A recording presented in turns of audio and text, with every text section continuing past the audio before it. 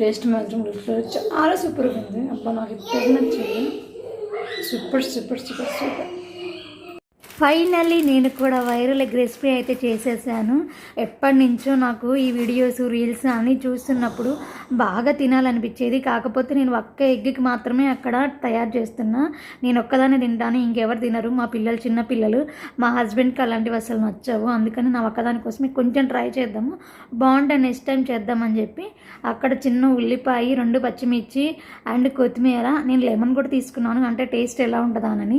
నాకు అసలు అబ్బా నోట్లో లాలాజలం వచ్చేస్తున్నాయి. మామూలుగా లేదండి టేస్ట్ మాత్రం. అబ్బా అబ్బా అబ్బా అసలు ఎంత చెప్పినా తక్కువనే చెప్పాలి. చాలా బాగుంది. ఎవరు కనిపెట్టారో కానీ ఈ రెసిపీ నాకు అమ్మో లిటరలీ నేను ఒక్క ఎగ్ కోసం చేశాను, కానీ దాన్ని కొంచెం కొంచెంగా 2 ఎగ్స్ అయితే తిన్నాను. ఇంకా కొంచెం అయితే దాచిపెట్టుకున్నాను. నెక్స్ట్ మళ్ళీ ఎగ్స్ ఉడకబెట్టుకొని మళ్ళీ తినడం కోసము మా ఆయన కోసం అని చెప్పి ఒక ఎగ్ అయితే దాచిపెట్టాను. ఒకసారి టేస్ట్ చేసి తనకు కూడా నచ్చుతుందని. నాకు యాక్చువల్గా కొంచెం స్పైసీ ఫుడ్ అంటే బాగా ఇష్టము. దట్టు మిర్చి అంటే అబ్బబ్బా ప్రాణం ఎంత బాగుందంటే